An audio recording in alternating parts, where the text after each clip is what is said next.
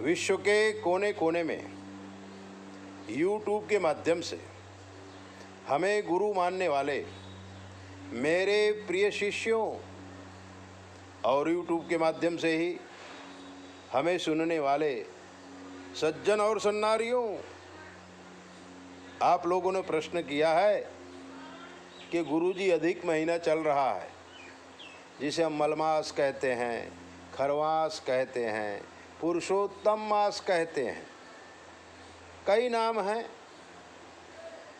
इसके विषय में कुछ बताइए। तो मित्रों, पृथ्वी की गति, चंद्र की गति और सूर्य की गति वैदिक गणित के अनुसार तिथि नक्षत्र योग करण का निर्माण किया जाता है। कभी कभी कोई तिथि बड़ी हो जाती है जिसे हम वृद्धि तिथि कहते हैं, कोई तिथि कम हो जाती है। ऐसे ही योग नक्षत्र और करण का भी समझिए। वैदिक गणित में जो थोड़ा थोड़ा बचता है, तिथि नक्षत्र योग करण, वो 3 साल में इतना बचता है कि 1 महीना हो जाता है। तब हर 3 साल में वैदिक गणित के अनुसार अधिक महीना बनाया गया है। इसमें कोई शुभ कार्य नहीं होता, जैसे कि शादी, वास्तु वगैरह वगैरह, लेकिन पूजा पाठ, ग्रह शांति, नक्षत्र शांति और अपने जीवन के कल्याण के लिए उपासनाएं इस महीने में जो की जाती हैं, उसका अनंत गुना फल मिलता है। ये तो ही गणित की बात।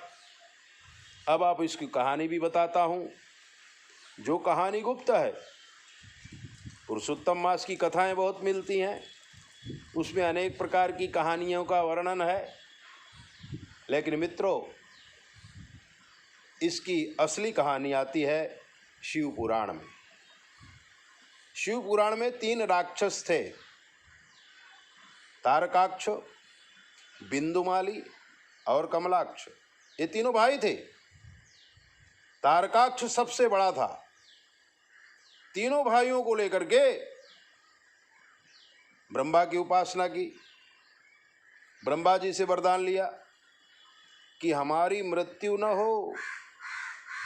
बोले मृत्यु को तो मांगना पड़ेगा।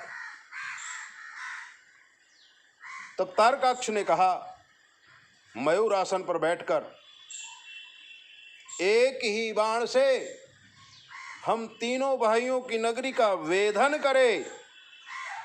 शिव के हाथों से हम मरना चाहते। ब्रह्मा जी ने तथास्तु कहा। अब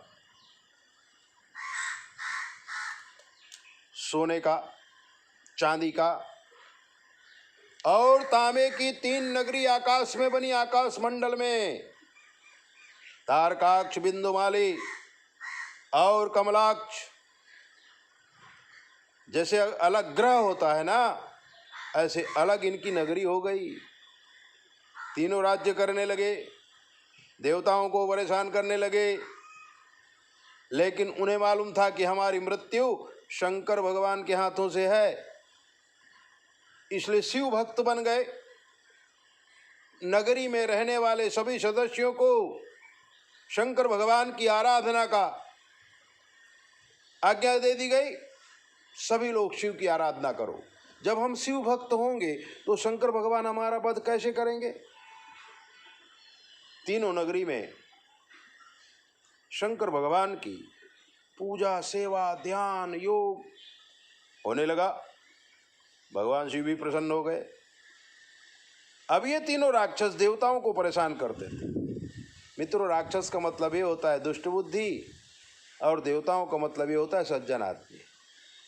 सज्जन और दुर्जन, सज्जन परेशान हो गए, देवता परेशान हो गए।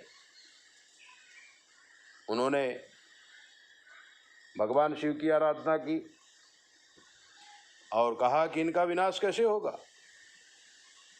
ब्रह्मा जी ने कहा कि इनका विनाश हो ही नहीं सकता। जब शंकर भगवान एक ही बाण से तीनों नगरी का वेधन करेंगे तब इनका विनाश होगा। और ये तो बड़े धर्मिष्ठ थे, शिव भक्त थे, तो अपने भक्त को भगवान क्यों मारेंगे। बात आई विष्णु भगवान के पास, तो विष्णु भगवान ने उन्हें सांत्वना दी और विष्णु भगवान स्वयं एक दरिद्र नारायण का रूप धारण किया, गंदे आदमी का रूप धारण किया और तारकाक्ष के बगीचे में जाकर के बैठ गए। नारद जी उनके साथ आए। नारद जी उनका प्रचार करने लगे कि भाई ये नहाना धोना पूजा करना अनुष्ठान करना ये तो सब बेकार की चीजें हैं। हमें नहाना नहीं चाहिए, हमें दातून नहीं करना चाहिए, हमें संध्या नहीं करनी चाहिए, हमें पूजा नहीं करनी चाहिए, हमें हवन नहीं करना चाहिए। ऐसा एक भ्रमित प्रचार नारद जी द्वारा होने लगा। तो बोले इनके भगवान कौन है। बोले देखो बगीचे में बैठे हैं अरिहंत,